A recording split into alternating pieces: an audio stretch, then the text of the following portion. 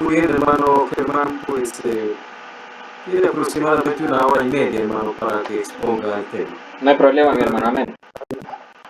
Bueno, mis hermanos, en los dos cultos o en las dos reuniones o en las dos exposiciones que he estado acá presente, se ha planteado una pequeña introducción de cómo se forman los sismos y más que nada, como para concluir, es no tener la guianza del Espíritu Santo. Es no haber sido llamado también incluso para el ministerio, porque aquel que no es llamado y desparrama, o sea, si está haciendo un servicio para Dios sin ser la voluntad de Dios. Y ya llegó el momento en ver cada ismo por ismo, por así decirlo, y para el día de hoy está el tema del retorno. Eh, ¿Por qué? Parto con esto introductoriamente. ¿Por qué me molesta tanto esta falsa doctrina? ¿Por qué? Porque todo lo que desvía la mirada del Señor Jesucristo a mí me fastidia mucho. Todo lo que desvía la mirada de Cristo me fastidia, me molesta mucho. Por ejemplo, eh, se dice que el hermano Abraham tiene que regresar y ese es el estandarte de esa doctrina, la doctrina del retorno. El hermano Abraham regresa, el hermano Abraham regresa. Pero han desviado la mirada de lo más importante. La mirada es en el propio séptimo sello. Y el séptimo sello, el hermano Abraham dice que es la venida del Señor, la venida de Jesucristo. Entonces, eh, esa venida literal, corporal del Señor Jesucristo, lamentablemente este ismo la está, por así decirlo, opacando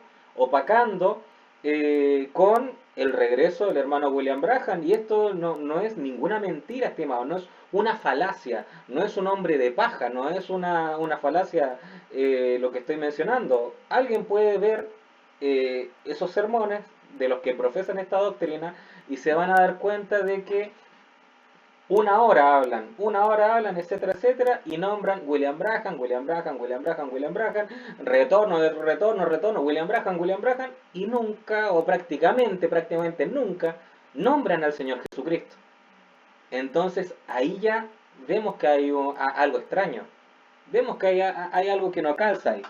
Entonces, todo aquello, fíjense en esta frase espero que esté enmarcada, todo aquello que le quite el protagonismo al Señor Jesucristo es falso. Me encantaría que eso estuviera en cada iglesia del mensaje. Todo aquello que le quite protagonismo al Señor Jesucristo es falso. El diablo tiene que estar detrás de eso, porque el Señor Jesucristo es el personaje principal de toda la escritura, es el personaje principal de toda la Biblia. El hermano Abraham lo dijo, si alguien lee un versículo y no ve a Jesús en él, no ve a Jesucristo en él, vuelva a leer, algo le pasó, algo no captó, ocurrió algo que le nubló la vista y tiene que volver a repasar, volver a releer, porque toda la escritura habla del verbo eterno de Dios, el verbo de Dios, el Hijo de Dios. Ahora, planteemos esto. Fíjense lo polémico que va a ser. El retorno en la escritura. Fíjense en esta frase, el retorno en la escritura y refutando el falso retorno en la Biblia. Vamos a refutar el falso retorno en la Biblia y vamos a demostrar si es que en verdad hay retornos en la escritura. Veamos, ¿hay algo en la Biblia que apruebe un retorno? Eso es una pregunta. ¿Hay algo en la Biblia que apruebe un retorno? Bueno, con respecto al hermano William Branham, vamos a definirlo, pero con respecto a la segunda venida del Señor Jesús, eso es una especie de retorno. Esa es una especie de regreso, por así decirlo. Pues claro, es una segunda venida. Lo que ocurre es que hay un retorno que va acorde a la escritura y hay una doctrina falsa con respecto al retorno. Recuerden, el hermano Abraham lo explicó, el diablo es un imitador. El diablo necesita una verdad y tergiversarla para armar una falsa doctrina. Eso es lo que el diablo hace. Entonces, si había si es que hay una falsa doctrina del retorno, muéstreme el billete correcto, muéstreme el verdadero retorno, y el verdadero retorno lo hallamos en la Escritura. Y eso es lo que estaba planteando quizás el hermano Felipe Araya en algún comienzo. Mencionaba, es bueno enfatizar la falsa doctrina, pero también sería bueno enfatizar la doctrina correcta. Y por supuesto, eso es lo que vamos a hacer, porque lo respondí hace unos momentos, si uno critica una falsa doctrina, ¿cómo uno lo hace? Presentando la doctrina correcta. Si hay una falsa enseñanza, uno tiene que sí o sí presentar la enseñanza correcta. Porque si uno empieza a dar solamente falacias ad hominem, falacias como diciendo, ah, no, esa doctrina es falsa.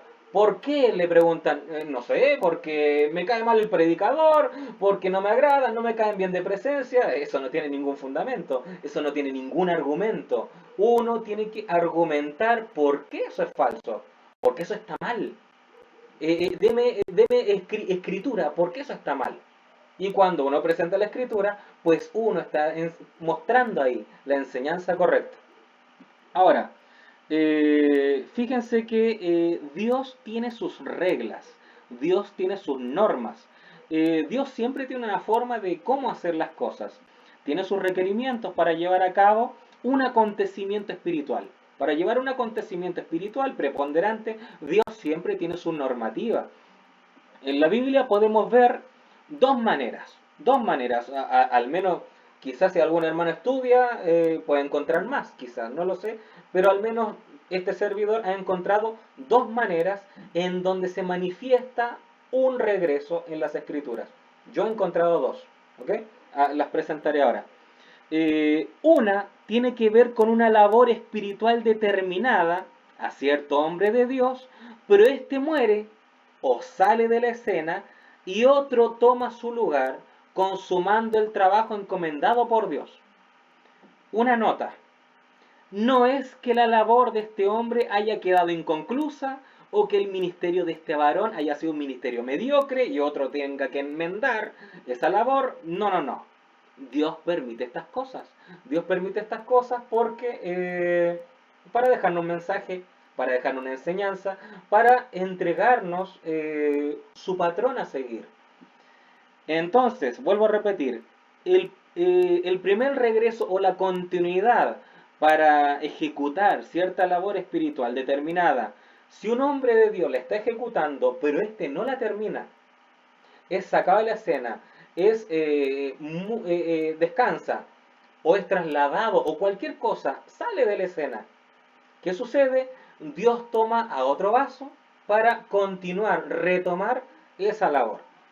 Ahora, el segundo modo de manifestarse un regreso o una continuidad de cierta labor espiritual es cuando un hombre termina aquí su trabajo aquí en la tierra, termina su trabajo acá, o da la situación de que tiene que salir y otro continúa la labor, no hay ningún problema, pero hasta donde Dios dice, terminaste tu labor aquí, bueno, termina su trabajo acá en la tierra, es sacado de la escena, porque Dios decide, fíjense, Dios decide ocupar el mismo vaso en otro momento. Vuelvo a repetir, el segundo modo de manifestarse un regreso es que un hombre termina su trabajo encomendado por Dios. Y Dios ya tiene planeado de anticipadamente su omnisciencia, su atributo incomunicable de omnisciencia, ya sabe hasta dónde va a llegar ese varón de Dios.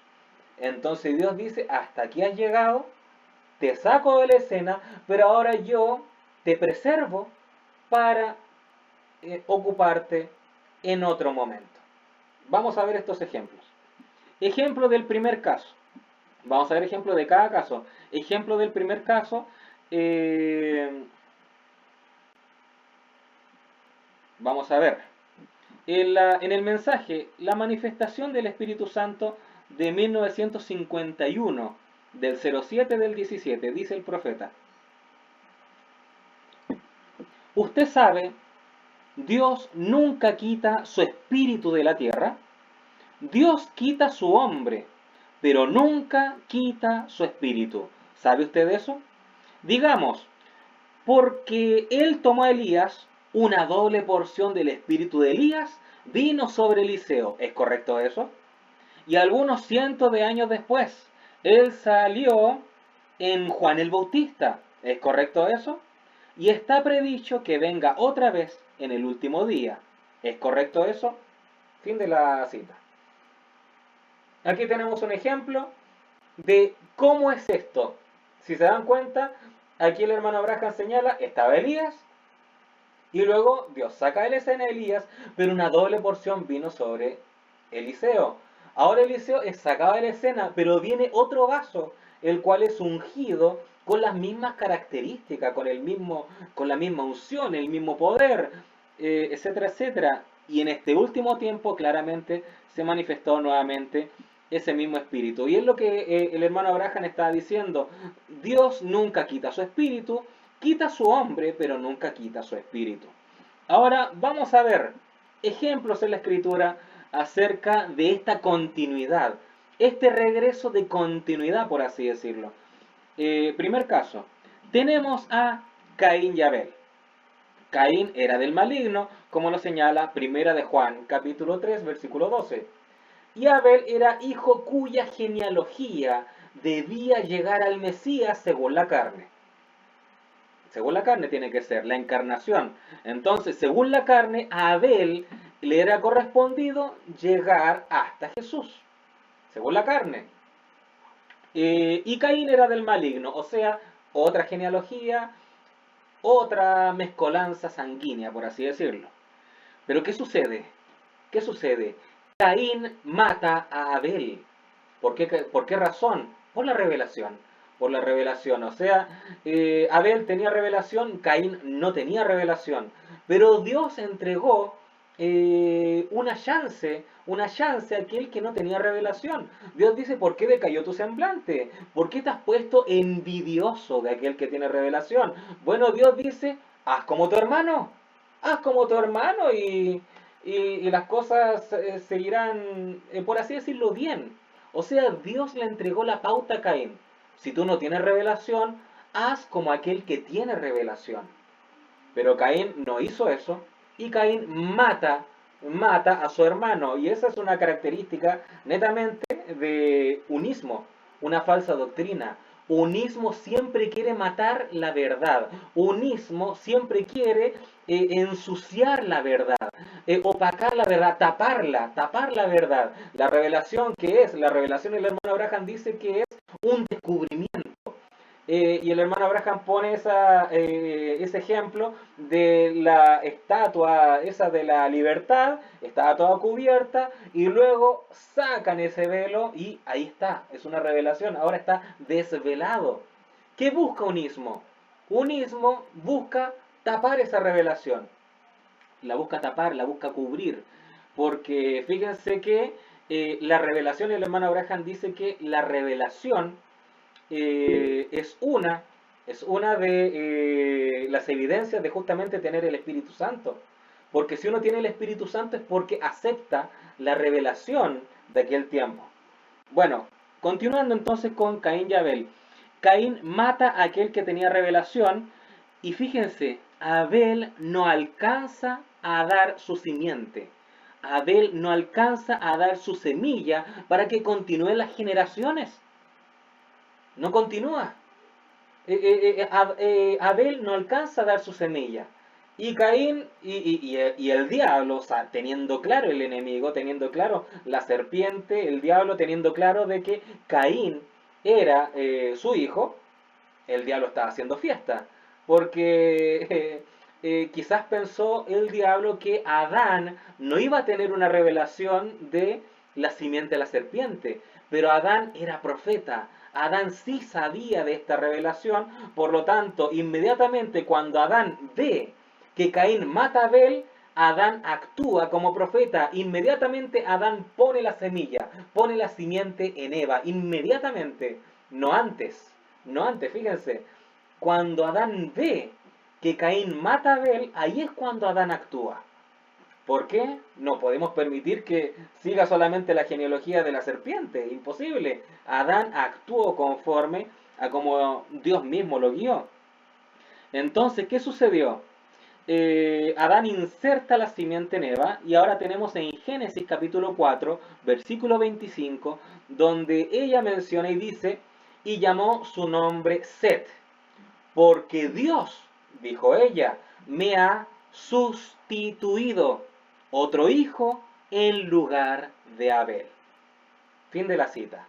Si nos damos cuenta, Eva pudo haber dicho, bueno, tengo a otro hijo, es Caín, bueno, me quedaré con él. Caín hizo un error, Caín cometió un error, te perdono, Caín. Bueno, sigue tú con la descendencia, Adán, sigue tú con la descendencia, Caín. No, no, no, no fue así. Había ya una revelación de esta revelación tan grande que es la simiente de la serpiente, por eso es que tuvo que haber un sustituto. Entonces tenemos que Abel, de la simiente, de la genealogía de Abel, tenía que venir el Mesías. Ahora nos damos cuenta que Abel no pudo continuar con esa labor, pero la Biblia especifica que Set era un sustituto. Dios me ha sustituido otro hijo en lugar de Abel. Entonces sabemos que Caín tiene su genealogía y Adán tiene otra genealogía. Abel y Set, fíjense, Abel y Set comparten el mismo peldaño. Si sacamos cuenta, desde Adán hasta Enoc, la Biblia dice que Enoc es séptimo desde Adán, séptimo. Si Abel y Set estuvieran en otro peldaño, entonces no calza, Enoc sería el octavo. Entonces ahí está la relación. Abel y Set comparten el mismo peldaño, aunque sean personas diferentes. Dios sustituyó a Abel y puso a Set. Por lo tanto, ¿qué sucedió? Tenemos a Set entonces, el cual fue prácticamente un regreso de Abel. Un regreso, fue un retorno del propio Abel. ¿Ya? Y claramente hay una explicación netamente espiritual y hay revelación de por medio. Tenemos a Abel tipificando justamente al Hijo de Dios, es sacrificado, es derramada sangre, y luego ¿qué sucede? Se levanta Set, o sea, el Hijo de Dios en un cuerpo glorificado.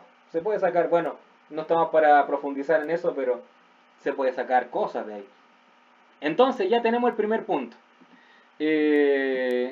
Abel muere, tenía una labor, su simiente, su genealogía debía ir hasta el Mesías, la simiente de la mujer. Pero notamos que Abel fue muerto y Set viene a continuar su lugar. Y están ambos en el mismo peldaño, dando a entender que comparten el mismo ministerio. Siguiente caso tenemos a Moisés. En Éxodo capítulo 33, versículo 1, y acá nos damos cuenta, ojo, Moisés, estamos viendo retorno por continuidad, o sea, un ministerio que es retomado por otro vaso. ¿Okay? Tenemos a Moisés en Éxodo 33, versículo 1, dice, Jehová dijo a Moisés, anda, sube de aquí, tú y el pueblo que sacaste de la tierra de Egipto, a la tierra de la cual juré a Abraham, Isaac y Jacob. Bueno, mi estimado, sabemos la historia. No tenemos tiempo para ahondar en detalles. Sabemos que Dios no le permite a Moisés entrar en la tierra prometida, ya por causa de golpear la roca, etcétera. Sabemos la historia. Dios tenía otro propósito para Moisés. Dios tenía otro propósito para Moisés. Entonces, ¿qué sucede? Moisés es sacado de la escena. Es sacado de la escena. Y tenemos ahora en nuestra escritura, en Josué, capítulo 1, versículo 2, dice ahora, mi siervo Moisés ha muerto. Ahora pues, levántate y pasa este Jordán. Ahora tenemos a Dios hablándole a Josué. Y fíjense que Dios le habla a Josué para que conquiste la tierra prometida. Josué, entonces, en estricto rigor, toma el lugar de Moisés al liderar al pueblo y luchar por la conquista de la tierra prometida. Y ahí tenemos historias tremendas de Josué, ¿verdad? Tenemos historias tremendas donde Josué es el nuevo líder, Josué el cual significa Salvador, es tremendo eso. Y como dato, también podemos sacar, es que es tan tremendo esto, es tan hermoso. No sé si sabían que Moisés le cambia el nombre a Josué antes de él ir a conquistar la tierra prometida. Josué en primera instancia se llamaba Oseas. Oseas, el cual etimológicamente significa el que necesita ser salvado. Pero luego Moisés ven todos los príncipes de Israel, los 12 príncipes que iban a inspeccionar la tierra, y sabemos cómo es el espíritu del profeta. Tiene un espíritu discernidor, de discernimiento. Y Moisés ve a estos príncipes y dice, hey, tú, hijo de Nun, Oseas, hijo de Nun, ven aquí. E inmediatamente Moisés dijo, ahora yo digo que tú eres Josué. ¡Qué tremendo! ¡Qué tremendo! El hermano William Branham dice que siempre hay un cambio de nombre por medio de una victoria. Tiene que darse una victoria para darse un cambio de nombre. Pero fíjese qué tremendo. Aquí Josué no vence nada, no mata ni siquiera a un amorreo, nada. Pero ya el profeta le cambia el nombre. ¿Qué está haciendo ahí? El profeta le está dando prácticamente por predestinación la victoria a Josué. Oseas, el cual su nombre es el que necesita ser salvado, ahora Moisés le cambia el nombre a Salvador. Salvador y Josué y Jesús prácticamente son equivalentes. Yehoshua y Jesús es Yeshua. O sea, tienen nombres equivalentes.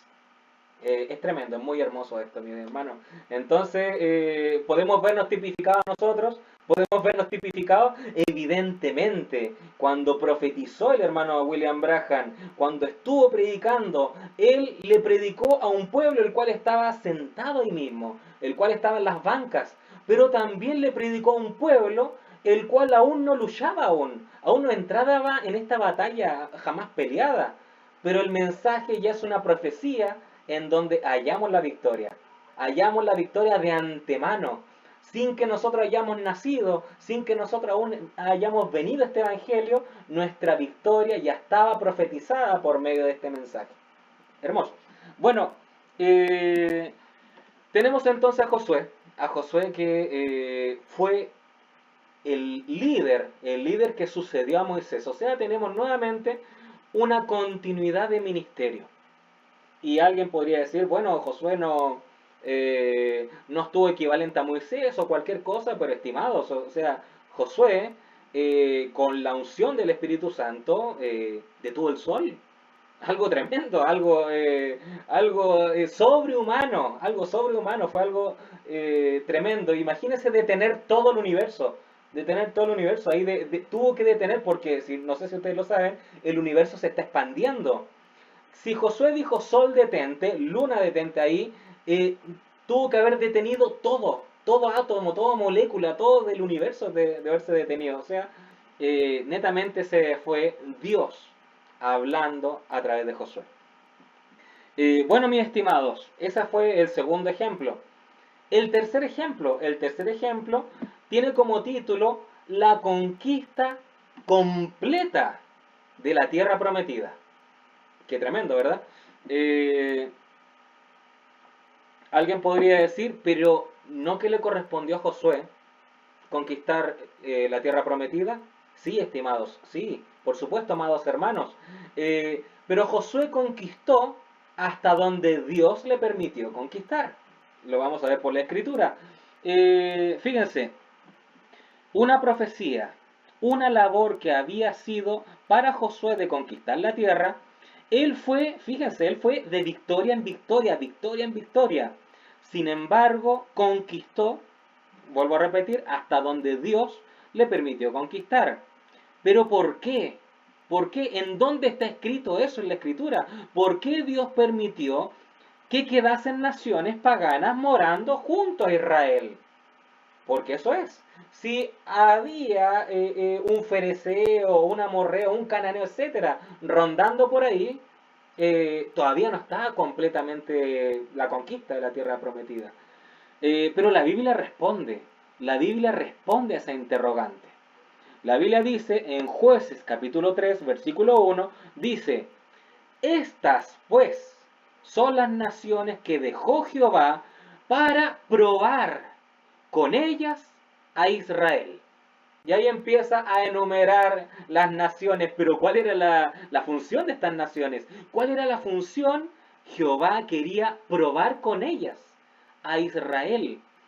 Y la Biblia también declara de que si no estuvieran estas naciones, Israel no estaría como, por así decirlo, entrenado para la guerra, entrenado para pelear, entrenado para decir, no, yo no acepto estos dioses paganos. Dios tenía que probar a Israel por medio de estas naciones. Entonces ahí la Biblia habla de 5 naciones. Eran los cananeos, eteos, amorreos, fereceos, heveos, y jebuseos, eran 6. Y ahora, estimados, entonces, si Josué no conquistó la tierra, alguien podría decir, entonces, ¿nunca fue conquistada la tierra prometida, hermano Germán? Responda eso. ¿Nunca fue conquistada la tierra prometida? Sí, mis hermanos, sí, fue conquistada la tierra prometida. Pero ¿quién fue el vaso? ¿Quién fue el vaso que Dios usó para exterminar a todos los enemigos de Israel? ¿Dios a quién usó? Dios usó como vaso a David. David fue el vaso que Dios usó para limpiar todo Israel. Después de todas las victorias de David a lo largo de toda su trayectoria, dejó en completa paz el reino. Y fíjense que Salomón no tuvo que lidiar con ninguna guerra.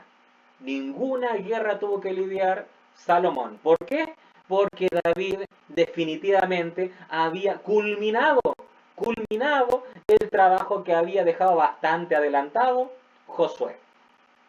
Entonces, aquí nos damos cuenta, alguien con carencia de percepción profética, alguien con carencia de ver la revelación en las Escrituras, no podría discernir nunca que David tuvo un ministerio que fue la continuación prácticamente del ministerio de Josué. O sea, eso tiene que estar en la Escritura. Yo no puedo, por así decirlo, inferir algo. No puedo yo, por así decirlo, dar algo sin evidencias. Todo siempre tiene que ir respaldado con la Escritura y de esa forma no hallaremos errores. Entonces nos damos cuenta que David erradicó a todo enemigo que circundaba por Israel y también los alrededores, porque Salomón no tuvo que lidiar con ninguna guerra. Y justamente el reinado de Salomón es un tipo de nuestro milenio sin guerras, con paz, lleno de paz en esta misma tierra. O sea, es tremendo. Ahora, mis estimados, otro ejemplo de la continuidad de una labor sobrenatural, espiritual, como ustedes quieran llamar, por mandato de Dios. Vasos diferentes realizando la misma obra para Dios. Tenemos entonces a Elías Tisbita. Ahora, bueno, entre paréntesis, mi estimado, ya lo dije ya a principio de, si no me equivoco, a principio de este estudio, pero hay un falso retorno, correcto. ¿Cuál es el estandarte del retorno? ¿Cuál es el estandarte? El estandarte del retorno dice William Branham, ministerio inconcluso. Tiene que regresar para cumplirlo. Ministerio inconcluso. Hay un libro incluso del retorno que se dice el ministerio de William Branham o Malaquía o algo así, dando énfasis al profeta, y decía un ministerio sin concluir. Entonces, ese es el emblema del retorno. O sea, el ministerio de William Branham no concluyó. Es más, hay una rama, no quiero decir que todos los del retorno opinan esto, pero hay una rama que dice que el hermano William Branham ni siquiera fue profeta. Dicen, él tiene que regresar con un ministerio profético. Y ahí sacan todas esas citas donde dice el hermano Abraham, lo que pasa es que yo estoy haciendo la obra de evangelista. Yo estoy haciendo la obra de evangelista. Y hay varias citas donde el hermano Abraham dice, estoy haciendo la obra de evangelista. Y los hermanos del retorno dicen, ajá, ¿se dan cuenta? ¿Por qué acá dice el hermano Abraham en otra cita? No, hermano, yo no soy profeta. El hermano Abraham en algunas citas dice, yo no soy profeta, o en otras decía, yo no soy predicador. Y dice, pero el hermano William Branham sí dice ser que está haciendo la obra de evangelista. Por lo tanto, esta rama del retorno dice, entonces tiene que regresar para hacer un ministerio profético, un ministerio de profeta. Ahora sí, en su retorno, ahí recién va a ser profeta el hermano William Branham. La paradoja más grande es que ellos mismos dicen el profeta William Branham, o sea, se están contradiciendo un poco. Pero, hermanos, o sea, es evidente que el ministerio del hermano William Branham fue un ministerio profético, porque sí, hizo la obra de evangelista porque el hermano Branham iba de lugar en lugar, porque iba desplegando este mensaje. En ese tiempo difícilmente había un ministro capaz de predicar el mensaje. Estaban todos prácticamente en pañales, incluso los más cercanos al hermano Abraham, ya sea Peregrin, ya sea Ed Viscal, etcétera, etcétera. Estaban todos muy en pañales todavía con respecto al mensaje. Y el hermano Abraham, por lo tanto, tenía que hacer prácticamente una labor de ministerio quíntuple él. O sea, el hermano Abraham fue pastor, el hermano Abraham fue evangelista, el hermano Abraham fue maestro, es obvio que fue maestro, o sea, predicó tantas profundidades. El hermano Abraham también tuvo un ministerio, ¿cuál es nombrado? Pastor, evangelista, maestro, profético. Dio profecías y evidentemente las revelaciones de los sellos, de tantas cosas que predicó, no podría haberlo hecho incluso en un ministerio tanto de maestro, porque el maestro toma una cita por acá, una cita por acá, pero el profeta está incluso más elevado que el maestro para ver con una revelación de águila. O sea, es tremendo. Y también, justamente, también, estimados, tuvo un ministerio apostólico. Hay algunos ministerios, actualmente y hace los últimos años dicen, el ministerio del hermano Graham fue profético, pero ahora tenemos el apóstol. Si alguien no está bajo el apóstol, o sea, no se van en el rapto, ahora estamos bajo este otro apóstol, y quiere ser apóstol para no tener el título de profeta, porque ya lo tiene el hermano Abraham. Entonces ahí es donde sacan prácticamente un octavo mensajero o un nuevo líder de carne del fin. Y eso es nicolaísmo puro, estimados. O sea, aquel que diga bajo este ministerio nadie más se salva, eso es nicolaísmo, es manipulación humana. Bueno, eh, y el hermano Abraham sí tuvo un ministerio apostólico también, porque está claro, o sea, si tenemos muchas iglesias del mensaje actualmente, es porque de aquel mensaje fue proliferando. Y si si el ministerio del hermano Abraham no hubiera sido apostólico, entonces hubiese sido imposible que este Malaquías nos hubiese tornado de los hijos a los padres, porque ser tornado de los hijos a los padres es ir nuevamente a al propio evangelio de los apóstoles, al propio evangelio apostólico, cómo ellos creían, cómo ellos se movían sobrenaturalmente. O sea, eso es un mover apostólico. Bueno, ahí dejo ese entre paréntesis. El hermano Abraham, entonces, mis estimados, refuto, ya voy a entrar evidentemente en algún momento en las próximas exposiciones, a que el hermano Abraham sí hizo hizo la obra de evangelista, pero sí evidentemente era profeta. Y, y bueno, continuamos ahora. Hemos visto ejemplos de continuidad, de un regreso, de continuidad de un ministerio, ¿ya? Otro ejemplo lo tenemos con Elías Tisbita. Elías Tisbita, en Primera de Reyes, capítulo 19, versículo 15 al 16, Dios le ordena a Elías Tisbita para ungir a Hazael por rey de Siria, a Jehú por el rey de Israel. Y también Dios comisiona a Elías Tisbita a ungir a Eliseo como su sucesor, como profeta. Ahora, ¿alguien me podría decir cuándo Elías ungió a Asael y a Jehú? En ningún momento lo hace. En ningún momento Elías Tisbita unge a Asael y a Jehú. Solamente el manto lo pasó por encima de Eliseo y Eliseo sintió esa vibración. Eliseo sintió esa unción. Y Eliseo, fíjense, Elías no le entregó un mensaje. No, Elías no puso un púlpito delante de Eliseo y no se puso a predicar un mensaje para Eliseo. No, no, no. Fue netamente sobrenatural. Netamente sobrenatural. Y Eliseo tuvo una percepción de lo sobrenatural. Y Eliseo no quiso despegarse nunca más de ese profeta. Nunca más. Vio esa unción, vio cómo el Espíritu Santo movía a este siervo.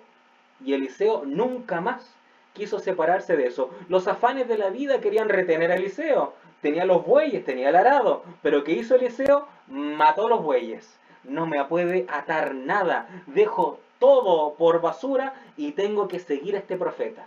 Tengo que seguir a este tremendo varón de Dios. Bueno, eh, claramente hay para nosotros a través de esto, ¿sí o no? Hay para nosotros a través de esto. Yo sé que ustedes tienen percepción, son ministros, sé que ustedes lo reconocen, no creo que tenga que dar detalle por detalle, ustedes lo saben, pero nosotros podemos vernos en esta historia. Bueno, eh, Elías entonces ve en su camino a Eliseo y solamente a él unge. Su ungimiento fue distinto, ojo, el ungimiento de un profeta, por ejemplo, de Samuel con David, ¿cómo lo hizo Samuel? Samuel derramó el aceite sobre David. Pero ¿qué hizo Elías? Elías echó su manto. Habrá sido, fíjense, la estructura del ungimiento fue distinto, pero el resultado fue el mismo.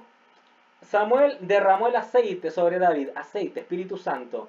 Y Elías echó sobre Eliseo su manto. ¿Qué tenía el manto? Bueno, tenía claramente unción. O sea, obtuvo el mismo resultado. Entonces Elías echó sobre él, sobre Eliseo, su manto. En 1 de Reyes capítulo 19, versículo 19, vemos esto.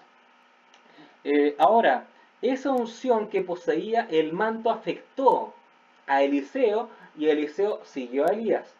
Luego Elías, después de todo su recorrido, está claro, la Biblia no especifica, pero Eliseo debió haber aprendido cosas en todo ese trayecto con Elías.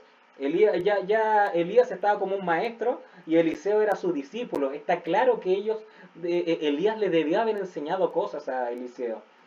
Y bueno, tenemos a Eliseo que luego de que Elías se quitaba de la escena, en 2 de Reyes capítulo 8, versículos 7 al 15, vamos a tener al rey de Siria actual. El rey de Siria actual. Tenemos 2 de Reyes capítulo 8, repito, versículos 7 al 15, donde está Ben-Hadad, el cual era el rey de Siria actual. Y estaba muy enfermo este. Eliseo entonces pasa por Damasco y fíjense, Asael pasa a su encuentro por órdenes del rey de Siria. Eliseo le dice a Asael que su rey morirá por orden de Dios. Y luego Eliseo, la Biblia dice, Eliseo lo mira fijamente a Asael. ¿Qué está haciendo el profeta? ¿Qué está haciendo el profeta? O sea, es tremendo. Eliseo sale al encuentro a Asael. Este hombre nunca dijo, yo tengo que ser ungido por si acaso, soy Asael, Elías me tiene que ungir. No. Pero ¿cuál es la característica del espíritu de Elías? El espíritu de Elías tiene el don de discernimiento. Discierne los corazones. Entonces, la Biblia dice que Eliseo mira fijamente a Asael. Entonces, ¿qué sucede? Usando claramente un don que posee el espíritu de Elías, el don de discernimiento, Eliseo llora. porque Hazael hará cosas terribles a Israel. Y Eliseo le comenta que Dios le ha mostrado que él será el próximo rey de Siria. Y eso es un sinónimo a efectuar el ungimiento que le había sido dicho al profeta Elías. O sea, Eliseo, con una doble porción del espíritu de Elías, hace el ungimiento o le profetiza a Hazael que será el próximo rey de Siria. Qué tremendo. O sea, si nos damos cuenta, es por la palabra, es justamente, hay una continuidad con la palabra. Un profeta, cuando viene y profetiza, predica, etcétera, no puede venir otro profeta a negar lo que este profeta ha dicho. No puede hacerlo. Tienen que ir a la par. Tienen que ir a la par. Pero ¿cómo es unismo? ¿Cómo es unismo? Justamente unismo es aquel que dice, yo hablo por Dios, un ángel me habló, algo me dijo y miente, miente. Justamente ahora que estamos viendo parte del libro de Reyes, también en Reyes, hay una historia tremenda, una historia de un joven profeta, el cual tiene que ir a decir un así dice el Señor a cierto lugar. Y Dios le dice, tienes que decir la palabra que te voy a encomendar y no tienes que recibir nada de ahí. No recibas comida, no recibas abrigo, tienes que dar el mensaje e irte. Está bien, amén Dios, fue el profeta, dijo la palabra y se fue. ¿Qué sucedió? En un pueblo cercano había un viejo profeta, el cual se enteró de este joven profeta que había dicho esta palabra para Dios, y este viejo profeta quiso salir al encuentro de este joven profeta. Y este viejo profeta le dijo, por favor, ven a cenar conmigo, ven a comer, quiero tener compañerismo contigo, quiero tener un compañerismo en la palabra contigo, ven. Pero este joven profeta le dice, lo siento, muy amable de tu parte, pero mi Dios me ha dicho que no puedo recibir nada de aquí, no me puedo detener, no puedo recibir comida. Pero ¿qué sucedió ahí? Apareció el istmo, apareció el istmo.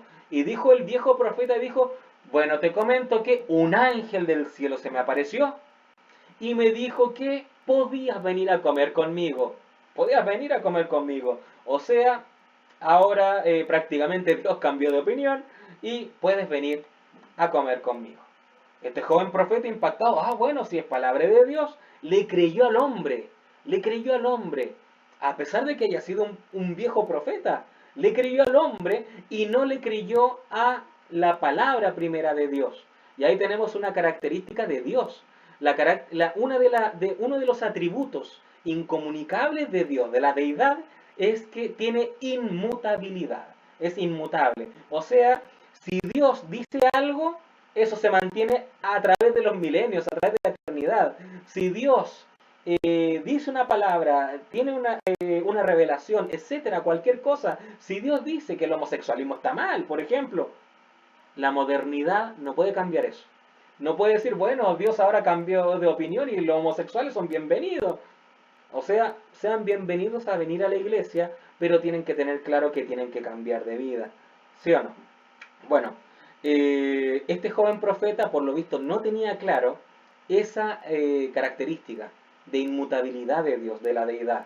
Entonces este joven profeta fue aquel que le presentó el istmo, aquel que le presentó el istmo, el cual dijo, de mí también vino revelación de Dios.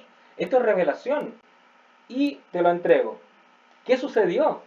El viejo profeta, a pesar de que era un mentiroso, a pesar de que era un profanador de istmo, fíjense que estando en la comida, la unción vino sobre el profeta y le dijo al joven profeta, por cuanto desobedeciste a la voz de Dios, vas a morir. Fíjense, dones y llamamientos son sin arrepentimiento. Ese viejo profeta era un mentiroso, pero la unción igual vino a él. Es tremendo. Entonces, ¿qué sucedió? El joven profeta termina con el anciano y muere. Muere porque no siguió al pie de la letra el mandato de Dios, las palabras de Dios. Y eso lamentablemente es lo que acarrea un ismo. Un ismo le saca una palabra, le agrega otra a la palabra, son fábulas, empiezan a luchar, eso es lo que pasa, empiezan a luchar unas citas con otras, cosas por el estilo, ahí ya tenemos que darnos cuenta de que algo está mal.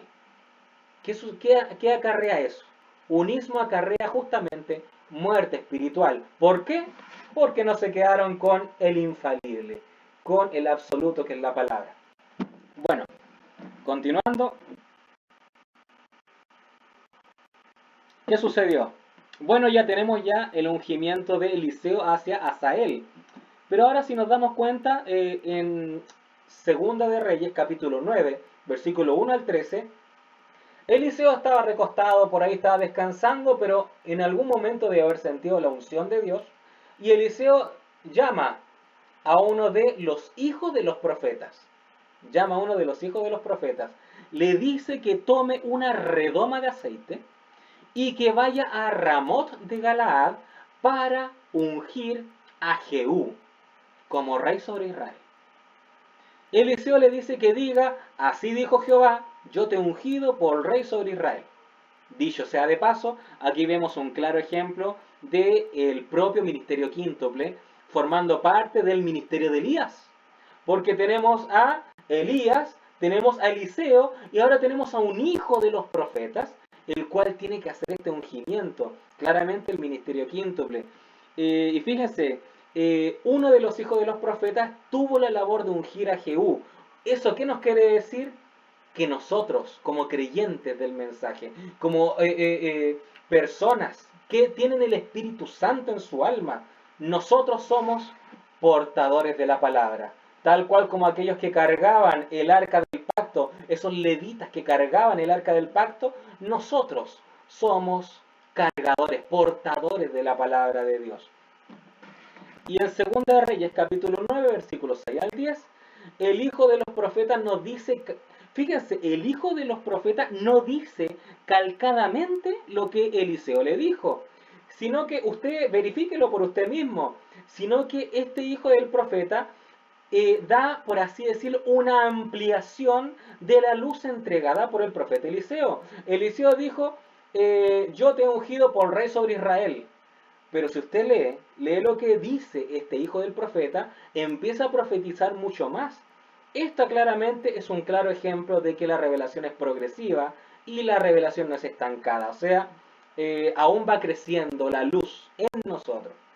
Y justamente esa es una característica del Verbo eterno de Dios, porque el Verbo eterno de Dios que fue engendrado en eternidad, esa característica permanece hasta el día de hoy. O sea, yo puedo tomar el folleto, el mensaje, ya salido el sol, puedo leerlo una vez y me va a parecer formidable. Y fíjense que yo pasa el tiempo y puedo leerlo una segunda vez y voy a encontrar cosas que la primera vez no hallé. Puedo leerlo una tercera vez y voy a decir, oye, pero que esto no lo había visto las dos veces anteriores. ¿Qué está pasando? Es el engendramiento del verbo de Dios, que es, o sea, manifestación de poder, es dunamis, es poder, o sea, ahí nos damos cuenta que la palabra es poder, es reproducción de poder, es dínamo, dinámica, dunamis. Y justamente Pablo dijo, o sea, esta palabra, el Evangelio, tiene que venir con poder. Eso lo dijo Pablo. Y eso es lo que tiene la revelación. La revelación siempre nos va entregando más cositas. Es maravilloso. Bueno, ya para terminar de entender este punto, el último ejemplo justamente lo tenemos con Malaquías 4. Malaquías 4 lo tenemos ahí. Dice Malaquías 4, 5, 6, dice, he aquí, yo os envío el profeta Elías, antes que venga el día de Jehová, grande y terrible. Él hará volver el corazón de los padres hacia los hijos, y el corazón de los hijos hacia los padres, no sea que yo venga y hiera la tierra con maldición. Ahora, si nos damos cuenta, aquí vemos la labor encomendada a Elías, lo cual sería justamente el espíritu de Elías, lo cual es el propio Espíritu Santo, es el Espíritu de Dios, el cual toma un vaso, y el espíritu de Elías, como vuelvo a referir, es el mismo Espíritu Santo, es el Espíritu de Dios, ¿ya? Justamente, bueno, voy a explicar un poco este tema del espíritu de Elías, que es prácticamente el mismo Espíritu Santo. Fíjense, el Espíritu Santo tomó a Elías, ¿ok? Porque claramente no podía ser el propio. Sabemos la triple naturaleza del hombre: es cuerpo, espíritu, alma. No vayan a pensar que era esa parte del elemento del espíritu de Elías, ese segundo eslabón, espíritu de Elías, el cual hacía todas esas profecías y todas esas cosas. No, no, no. Era el espíritu de Dios que venía sobre él y se manifestaba todo lo que tenía que manifestarse. ¿Qué sucede?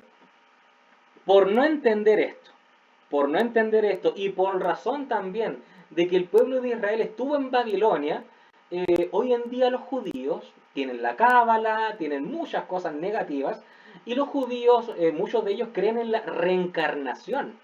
Los judíos, muchos de ellos creen en la reencarnación. ¿Por qué? ¿Qué sucede? ¿Por qué creen en eso? Bueno, tienen esta cita. Elías tiene que volver, tiene que volver.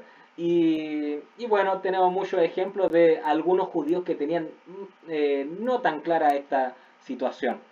Eh, entonces, ¿cómo se refuta justamente esta falsa doctrina que es la reencarnación?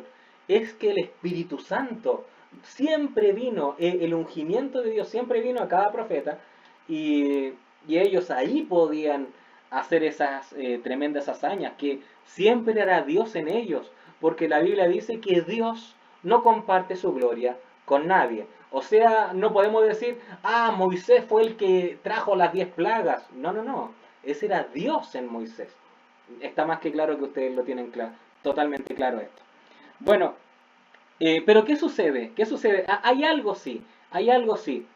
El Espíritu Santo es como el agua. El Espíritu Santo es como el agua, ¿verdad? ¿Cuál es la característica del agua? El agua toma la forma del recipiente que lo contiene. O sea, el recipiente puede ser cuadrado, el recipiente puede ser circular, el recipiente puede ser piramidal, puede ser un cono, un cilindro, etc. El agua siempre va a tomar la forma del recipiente que está ahí. Resulta ser que cuando viene el Espíritu Santo a alguien que va a ser portador del Espíritu de Elías, siempre los portadores tienen las mismas cualidades, tienen una cualidad muy, muy similar. Vemos a Elías, Eliseo, Juan el Bautista, el propio hermano Abraham, vemos cualidades muy similares en todos ellos. Fueron catalogados como odiador de mujeres, lucharon en contra del adulterio, siempre estuvieron diciendo hasta cuándo van a claudicar entre dos amos, o sea, etcétera, etcétera. Tenemos a Elías criticando a una Jezabel, tenemos a Juan el Bautista criticando a una Herodías, tenemos a William Branham criticando una ramera católica, a una iglesia católica. Entonces, el Espíritu Santo, cuando se posa sobre ese vaso, el cual va a contener el Espíritu de Elías, guardan una cualidad.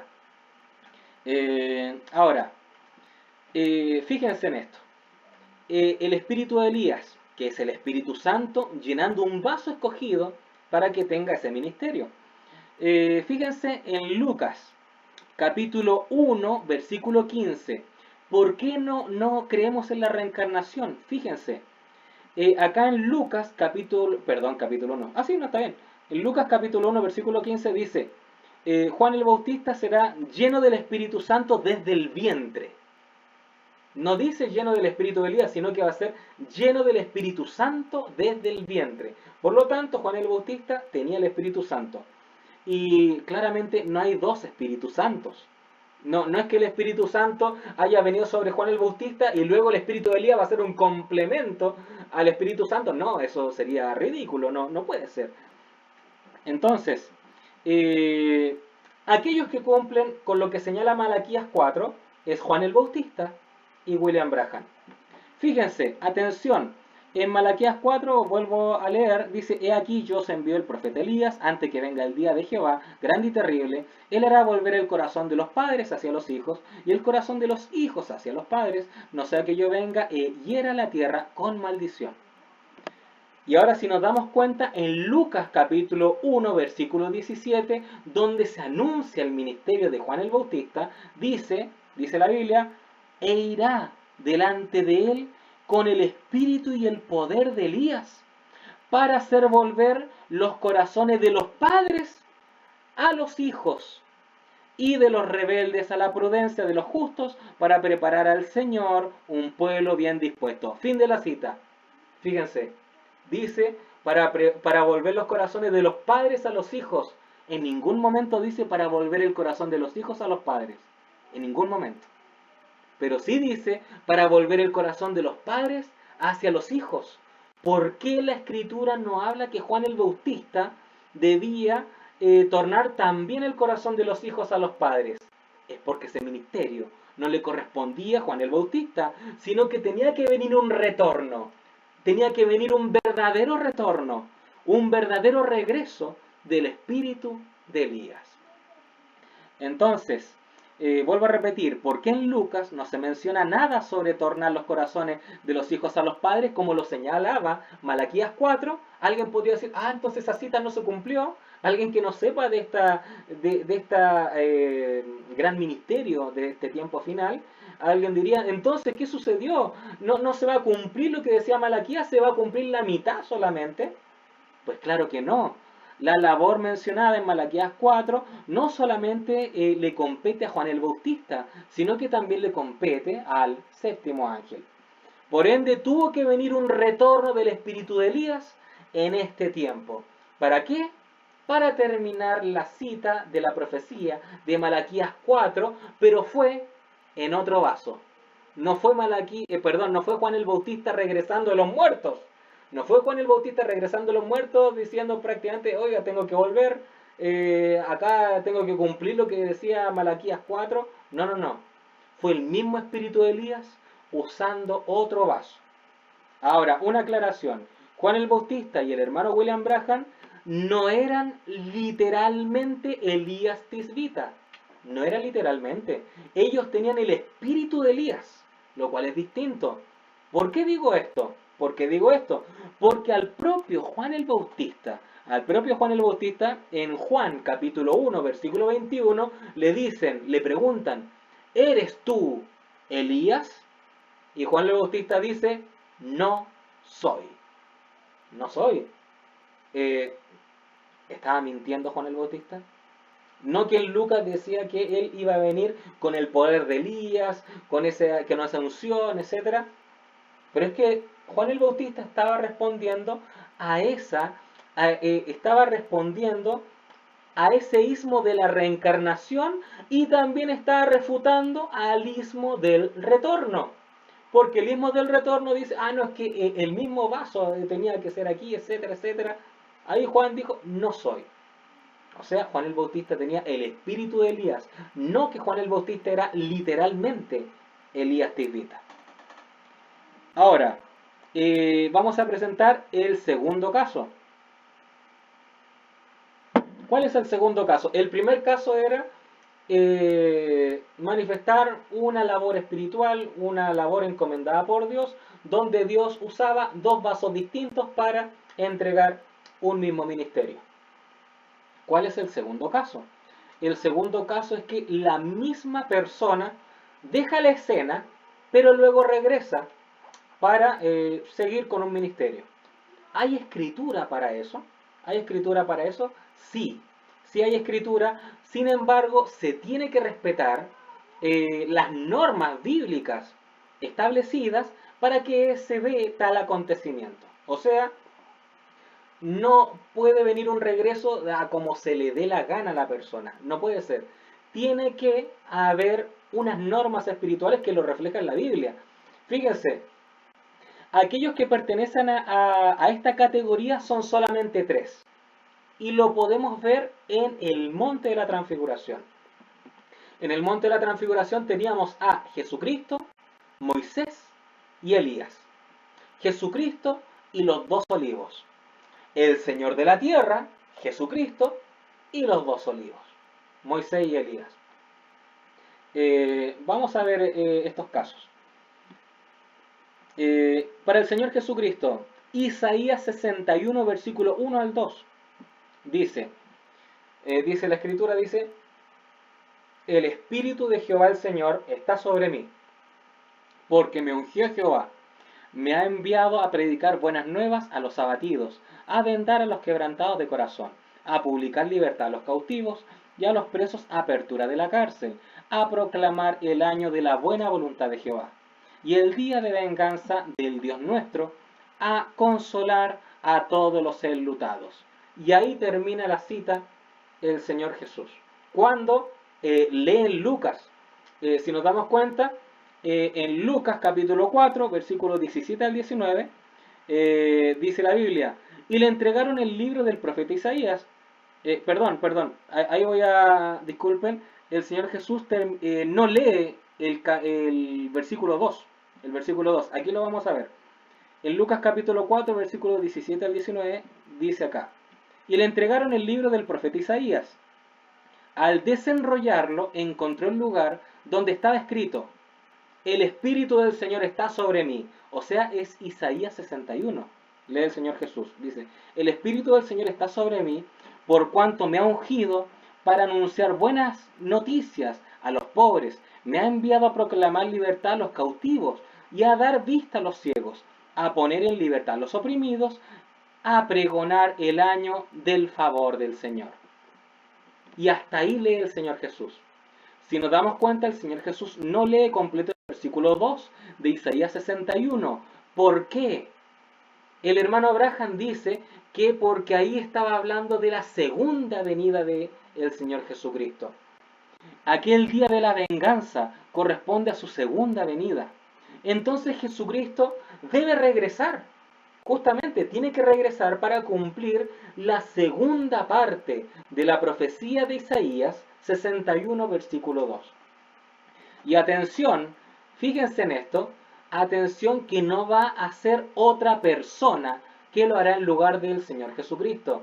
El otro día estaba viendo un video de David Lucero, que es un ministro del Retorno, y dio a entender, no voy a decir las palabras exactas porque estoy parafraseando, pero dio a entender de que la segunda venida de Jesucristo era William Branham viniendo a la escena, porque en William Branham estaba, por así decirlo, el Espíritu Santo y William Branham era el vaso, y si venía William Branham era como si viniera Jesucristo, el propio Jesucristo.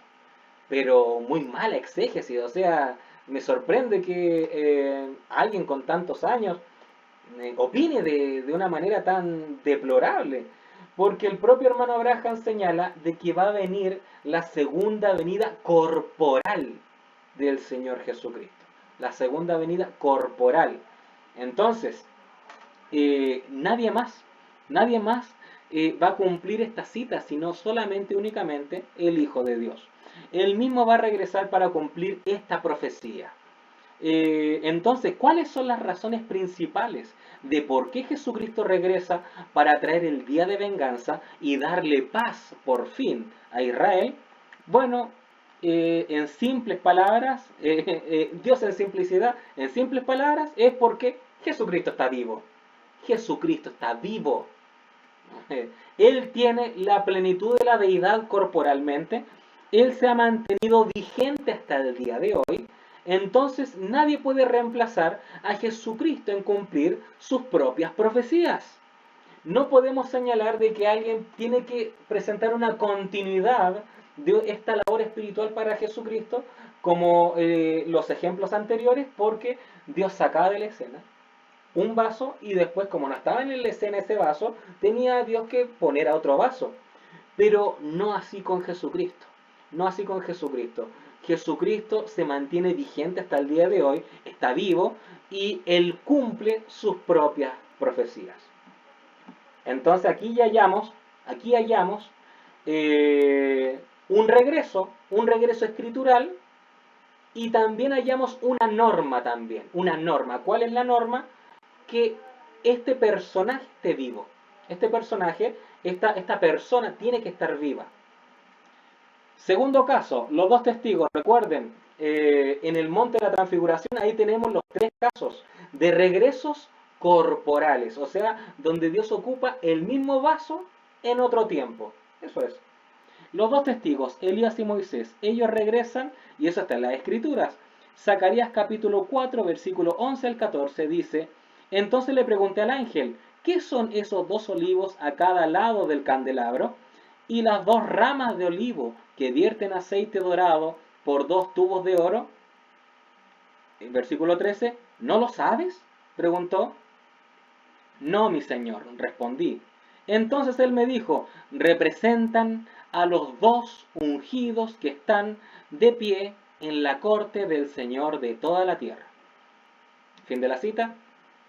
Ahora tenemos que estos 2 testigos estuvieron en el monte de la transfiguración con Jesús. Y en Apocalipsis 11 vemos sus características. Vemos sus características. O sea, alguien dijo en una ocasión, vamos a tener de 2 testigos a Elías y a Enoc. Elías y Enoc. ¿Por qué? Porque Elías fue trasladado y Enoc también fue trasladado. Pero se equivocan, se equivocan. Si nosotros nos damos cuenta de las características de uno de los 2 testigos, bueno, hacía descender fuego del cielo. Ahí vemos a Elías. Muy bien. Pero también vemos que la característica del otro ungido es que puede traer las plagas. Y ahí vemos claramente el ministerio de Moisés. Ahora, alguien podría decir, pues que bueno, Enoc tiene que regresar para morir. No, el hermano Abraham ya lo explicó. Enoc es una tipificación de nosotros, que seremos arrebatados en un rapto y nunca veremos muerte. Nunca veremos muerte. Ahora, ahora hay que entender esto. Para ser parte de la categoría de un regreso con un ministerio, ¿ya? O sea, Dios usando el mismo vaso en diferentes tiempos, ya tenemos el primer punto que hay que tener. Debe estar vivo. Debe estar vivo. O sea, ese cuerpo tiene que ser preservado hasta aquel momento. Eso es, tiene que ser preservado. El hermano William Branham, muchos les atribuyen un ministerio post-muerte. Pues definitivamente no se estaría cumpliendo con este requisito puesto por la Escritura. Fíjense, que Dios use el mismo vaso en diferentes tiempos, hallamos una característica especial.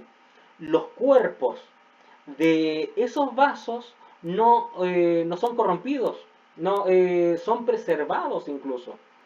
Ahora, fíjense, hay un hermano del retorno, el hermano Francisco Holguín, y disculpen si alguien es amigo de él, me disculpo, pero está en YouTube, pueden comprobarlo. El hermano Francisco Holguín apoya claramente el retorno de William Branham y que tiene que concluir un ministerio. El hermano Francisco Holguín dijo, esto es lo que dijo, parafraseando, dice, ninguno se escandaliza de que vuelvan los 2 testigos, Moisés y Elías. Bueno, Elías fue arrebatado, pero Moisés murió y él va a regresar. Y nadie se escandaliza con el retorno de Moisés. Hasta ahí lo dejo. Ahora, fíjense, este hermano da a entender que el hermano Abraham murió y tal cual como Moisés, que también murió, puede regresar de igual manera para hacer un ministerio. Ahora, ¿cuál es el problema de esa aseveración que dice el hermano? ¿Cuál es el problema? Pues ahí la manera de contrarrestar justamente ese argumento es que hay una clara diferencia de Moisés, su situación, la situación de Moisés, y la situación con el hermano William Branham.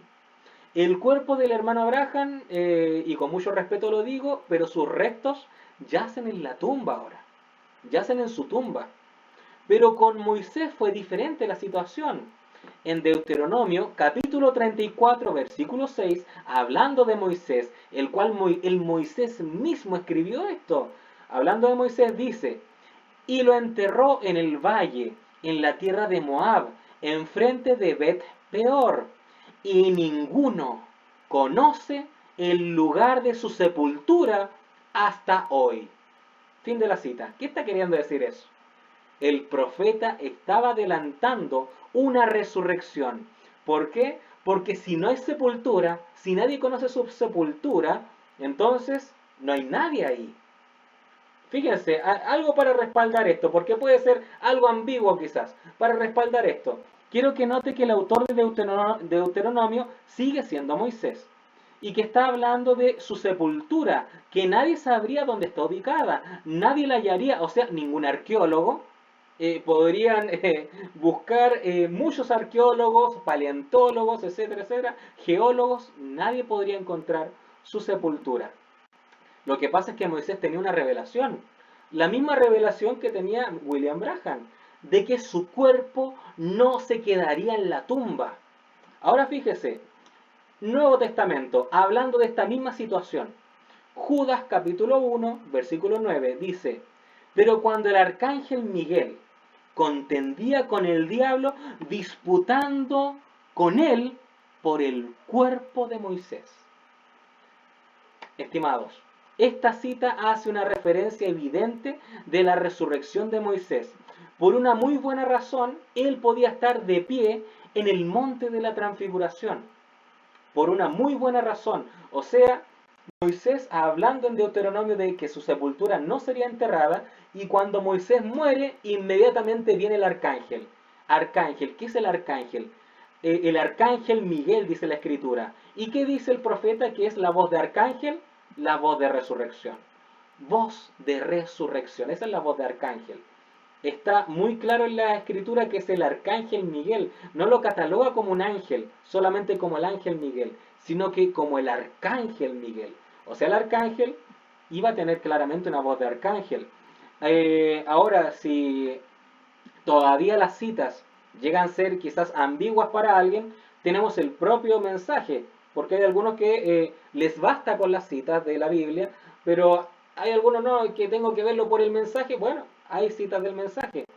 Eh, entonces, ahora, la similitud de Moisés con William Branham es que ambos murieron. Sí, ambos murieron. Sabemos, ya, estimado, alguien puede decir, un hijo de Dios no muere, solo duerme. Sí, sí, por supuesto. Pero no deja de ser, como Pablo dijo, un muerto en Cristo. Ahí ya le digo algo escritural, un muerto en Cristo. Ok. ¿Cuál es la diferencia entonces entre Moisés y William Branham? ¿Cuál es la diferencia que genera que Moisés pueda tener un retorno con su propio cuerpo y que el hermano William Branham no? Aquí ya estamos refutando el retorno a hueso duro inmediatamente. Fíjense, Moisés, ¿qué pasó con Moisés? A Moisés le resucitó Dios. Y el profeta William Branham aún permanece en su tumba. Por ende, el cuerpo del hermano Branham, ¿qué sucedió? Podríamos decir que se corrompió, siendo inhabilitado para un futuro ministerio. Citas en referencia a que Moisés resucitó, tenemos el mensaje El sonido incierto de 1960, el 12 del 18. Dice, el profeta dice, ¿qué fue la primera cosa? La resurrección, Moisés y, conjunción, Elías. Le aparecieron a él, ¿ven? La resurrección de los muertos y los que no tienen que morir fueron cambiados y estaban allí en su presencia, oh hermanos, y ahí él se paró glorificado. Fin de la cita, otra más. Apocalipsis capítulo 4, parte 1 de 1960, 12 del 31, dice así la cita. Acá en este lugar, entonces, él vio la venida o el ensayo. ¿Y qué fue la primer cosa que él vio?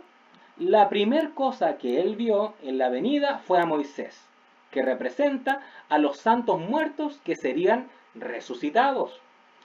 Elías estaba de pie allí. Oh, quiero que se fijen, ¿qué va a suceder? Allí estaba Moisés primero.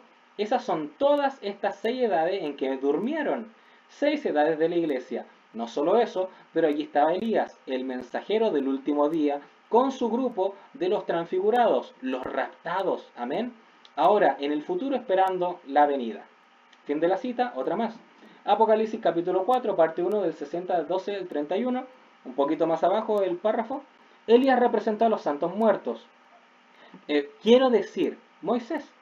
Y siendo resucitados. Elías representó a los trasladados por... Recuerden, Moisés fue primero y luego Elías. Elías habría de ser el mensajero del último día. Que con él y su grupo vendría la resurrección. Vendría el rapto. Quiero decir, Moisés introdujo la resurrección y Elías introdujo al grupo raptado. y allí ambos estaban representados allí mismo. Fin de la cita. Otra más, Apocalipsis capítulo 4, parte 2, 1961-01 del 01, dice: allí los vimos representados, a aquellos que murieron, Moisés, para representar a los santos que murieron, resucitó. Elías con su grupo en el último día, parado allí con su grupo raptado, todos ante el Señor Jesús. Juan reveló eso.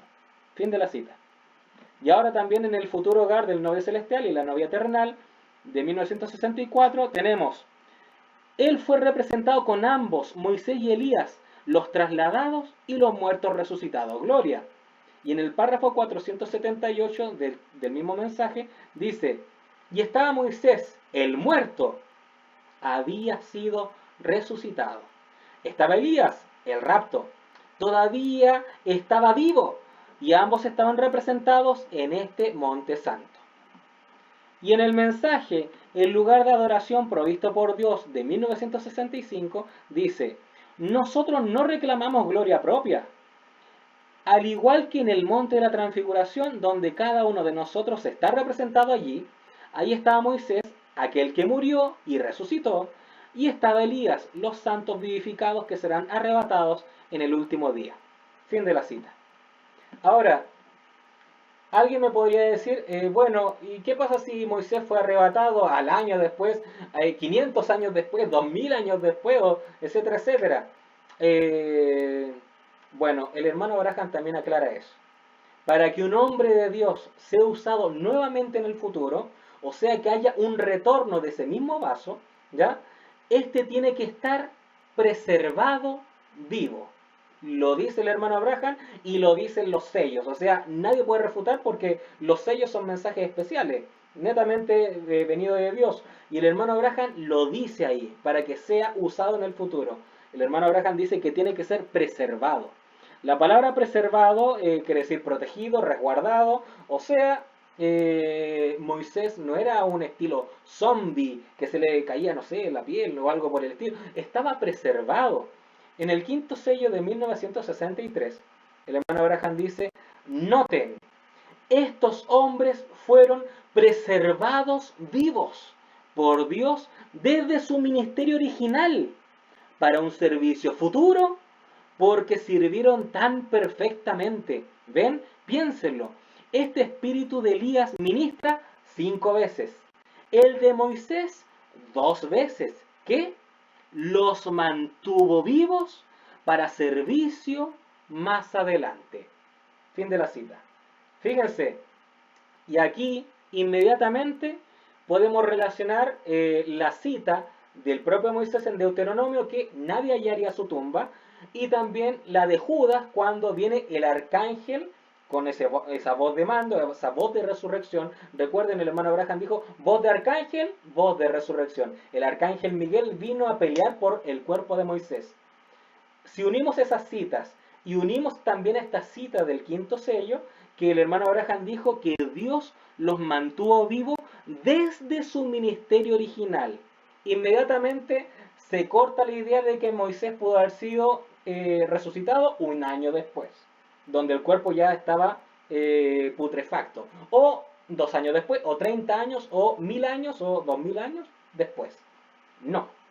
El hermano Abraham dice que estos hombres fueron preservados vivos por Dios desde su ministerio original. Desde su ministerio original, y ahí presenta que Elías es manifestado 5 veces y Moisés es manifestado 2 veces su ministerio. Ahora, ¿por qué razón también? Y esto lo podemos decir inmediatamente ahora que estamos refutando ya el retorno. Y como dije en una ocasión, a mí no me gusta dejar vivo un ismo, me gusta cortarle la cabeza. O sea, si veo un ismo en el suelo, lo pisoteo hasta el fin. No estoy pisoteando a la gente, estimados. Yo amo a la gente, amo a los hermanos, etcétera, etcétera. Al ismo, pues lo detesto. Entonces, si el hermano Abraham en varias citas dice que el ministerio de Elías se manifiesta 5 veces, si el hermano Abraham regresara una vez para hacer su ministerio, entonces el ministerio de Elías sería 6 veces. 6 veces, no 5, sino que 6. Alguien me podría decir, ah, no, pero es que hermano, estamos en el mismo tiempo, estamos... No, no, no, estimados. O sea, de un tiempo a otro, de un tiempo a otro, incluso el mismo vaso, si es usado, el mismo vaso, ya es considerado otra manifestación de ese ministerio. Porque tenemos a Elías Tisbita, el cual fue arrebatado, y Dios, perdón, el hermano Abraham dice que Dios lo preservó para este tiempo de los dos testigos. O sea, el mismo personaje, el mismo vaso, usado dos veces, bueno, ya es considerado una de las manifestaciones de ese ministerio. Entonces, si el hermano William Branham fue usado en este último tiempo, estimado, o sea, en este último tiempo donde dice, no, el hermano William Branham va a hacer reuniones, una reunión tremenda, varios van a ser sanados, va a haber una unción tremenda, o sea, estimados, el rapto no es secreto. Si fuera así, el rapto no es secreto. Y me dirían, no, no, no, no, es que el rapto sí, sí va a ser secreto, va a haber una carpa y el hermano Abraham va a orar por los enfermos. Y yo le digo, qué extraño hermano, qué extraño. O sea, si los muertos en Cristo son levantados con un cuerpo glorificado, el apóstol Pablo dice que los que estemos aquí, cuando eso suceda, seremos transformados. ¿A qué seremos transformados? En un cuerpo glorificado. A ver hermano, un cuerpo glorificado necesita ser sanado. ¿Necesita que se ore por él por tener una enfermedad, por tener cáncer? No, no. Lo corruptible se torna incorruptible. Entonces yo le dije a un hermano del retorno, entonces hermano, si nosotros tenemos cuerpo glorificado y estamos en esa reunión de la carpa, ok, vamos a estar en esa carpa, ¿ya? ¿Por quién va a orar el hermano Abraham por esos enfermos? ¿Acaso el hermano Abraham va a orar por simiente de la serpiente? ¿Para qué? Porque me imagino que hay de ellos que sí, si no son transformados, sí, van a haber enfermos de ellos. El hermano Abraham entonces oraría por ellos y el hermano tartamudeando, sí, sí, pues oraría por la simiente de la serpiente. Estimados, estamos hablando de que en la carpa, habría simiente de la serpiente. No, no, no, aquí ya hay algo medio extraño ya. Ahí ya hay algo medio extraño. Por eso, mi estimado, sí, algo no calza. Si algo no cuadra con la palabra, es porque no estamos sobre la roca ahí. Eso no es roca, eso es arena. Y nosotros tenemos que estar en la roca, que es la revelación. Ahora, ¿por qué es importante que aquel que tiene un ministerio luego debe ser sacado de esta tierra y esté vivo? Fíjense en la pregunta que acabo de hacer. ¿Por qué es importante que aquel que tiene un ministerio y luego de ser sacado de esta tierra esté vivo? Y ahora esto no quiero decirlo, por ejemplo, a ver, Elías oró por un muchacho y se levantó. No podríamos decir de que él tiene dos ministerios, algo por el estilo. Hay que ser realistas. Es un tiempo en donde podría hacerse. ¿Por qué Jesús? ¿Por qué Jesús resucitó a Lázaro en un cuarto día? ¿Por qué lo hizo? Por la incredulidad de los demás. Porque cuando Jesús resucitó a la niña que estaba durmiendo y al joven de Naín, todos ellos eran muertes clínicas. Muertes clínicas, o sea, una muerte antes del tercer día.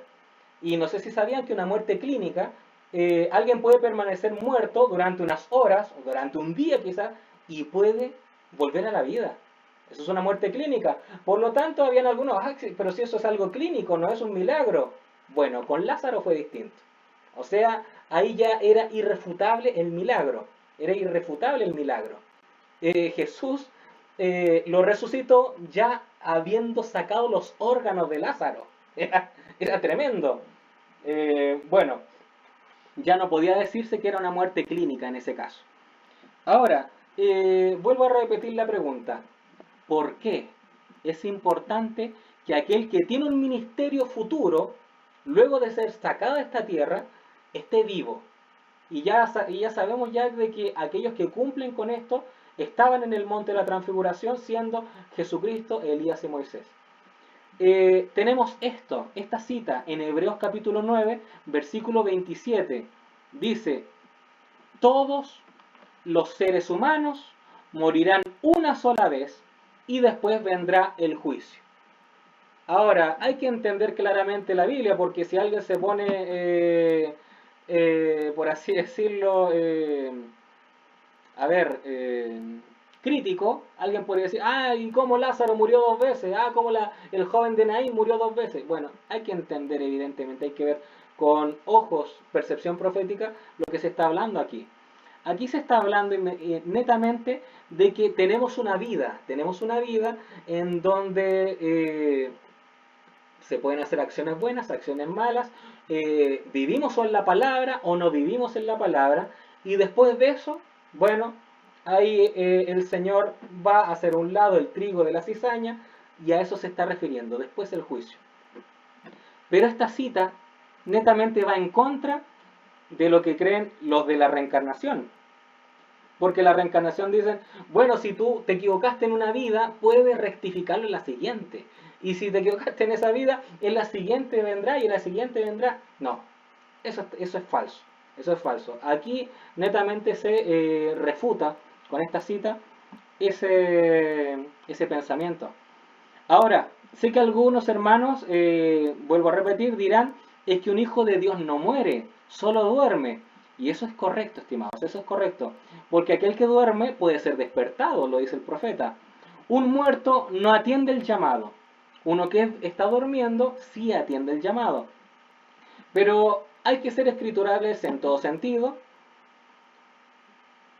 Y en 1 Tesalonicenses capítulo 4, versículo 16, Pablo hace referencia a que los muertos en Cristo se levantarán primero. Ahora, ¿por qué Pablo habla de muertos? ¿Y por qué en otra ocasión, por ejemplo, el hermano Abraham dice que un hijo de Dios no muere, solo duerme? Eso está correcto. Pero ¿por qué Pablo señala el muerto en Cristo? Porque en la Biblia, mis estimados, en la Biblia, la muerte no es como se le conoce con esa definición filosófica que tiene el mundo. Y es por eso también que algunos tienen conflictos con el propio Jesús. Cuando muere en la cruz y dice, ah, ¿cómo puede ser que Dios haya muerto en la cruz? Tienen complicación con eso. Lo que pasa es que el mundo, el hombre, tiene el concepto de muerte filosófica. ¿Cuál es la muerte filosófica? Que muerte es un sinónimo de inexistencia, dejar de ser, o sea, te esfumas, se acabó contigo, una cosa así, o sea, inexistencia. Esa es la muerte filosófica, es inexistencia. Pero muerte en la Biblia no significa eso, estimados. Muerte en la Biblia es separación. La muerte en la escritura es separación. Y eso lo dice el hermano Abraham. El propio hermano Abraham dice que muerte es separación y hace una clara referencia a cuando Adán y Eva, ellos pecaron y murieron inmediatamente. Murieron inmediatamente. ¿Por qué? El hermano Abraham dice, o sea, muerte, cayeron muertos inmediatamente porque murieron espiritualmente, evidentemente. Muerte es separación. Muerte es separación de Dios. O sea, ¿y por qué? Si muerte es separación, ¿por qué Pablo habla de los muertos en Cristo? O sea, estimados, el propio hermano Abraham, vamos a tomar el ejemplo del hermano Abraham. Los restos del cuerpo del hermano Abraham yacen en su tumba. Su espíritu, el espíritu del hermano William Branham, retorna a Dios, como lo dice Eclesiastés capítulo 12, versículo 7. Dice Eclesiastés 12, 7, dice, y el polvo vuelve a la tierra como era, y el espíritu vuelve a Dios que lo dio. O sea, entonces, estimados, triple naturaleza del hombre. El cuerpo yace en la tierra, el espíritu vuelve a Dios. ¿Y qué pasa con el alma? El alma, como el hermano Abraham lo explica, el alma está en la sexta dimensión. Pues, estimados, ¿hay separación? Sí hay separación. Sí hay separación. Evidentemente que la hay. Y eso es muerte. Eso es muerte. Muerte es separación. El cuerpo yace en el polvo. El espíritu del hombre vuelve a Dios que lo dio. Y el alma va a la sexta dimensión. Entonces, vuelvo a repetir. ¿Por qué es importante que aquel que tiene un ministerio, luego de ser sacado de esta tierra, permanezca vivo, permanezca preservado vivo, tal cual como lo dice el hermano William Branham? en el quinto sello que después del ministerio Dios preservó vivos a estos hombres. ¿Por qué? Tenemos la cita del por qué. Tenemos la cita bíblica del por qué.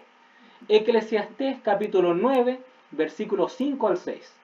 Dice, porque los que viven saben que han de morir, pero los muertos nada saben, ni tienen más paga, porque su memoria es puesta en olvido, también su amor y su odio y su envidia fenecieron ya, y nunca más tendrán parte en todo lo que se hace debajo del sol.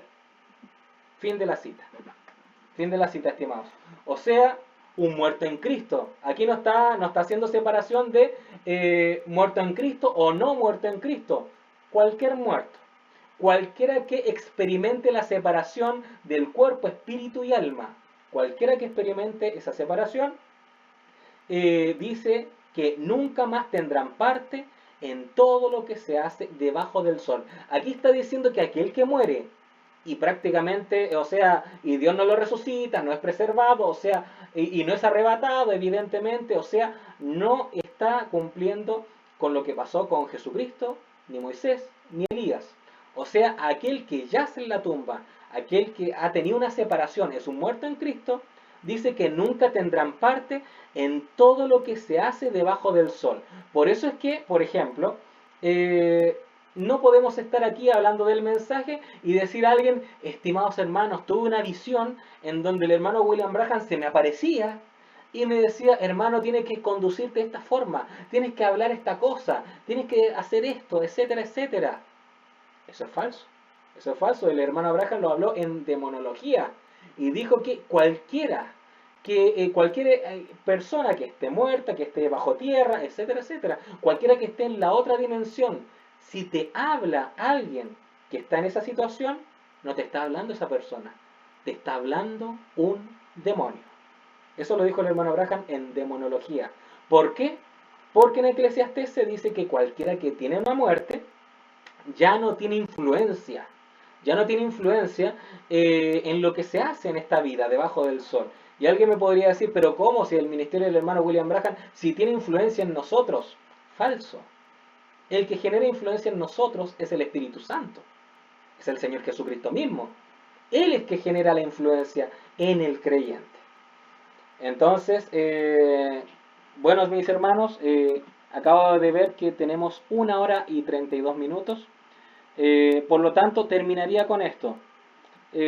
Una refutación al propio ismo del retorno. El hermano Abraham señaló que el Señor Jesucristo habló más de su segunda venida que de su primera venida. Y esto lo digo porque prácticamente la doctrina del regreso es una analogía de la primera venida del hermano Branham y una segunda venida de un ministerio del hermano William Branham. Y fíjense que el hermano William Branham no hizo eso que Jesucristo sí hizo. Porque Jesús sí que habló más de su segunda venida que de su primera venida. Pero el hermano William Branham no dijo eso. Siempre habló de su presente. El presente estado de mi ministerio. Entonces, ahí ya podemos señalar, esto prácticamente es una introducción a tantas refutaciones más de esta doctrina del retorno. Un gran shalom y nos vemos en la siguiente ocasión. Dios les bendiga.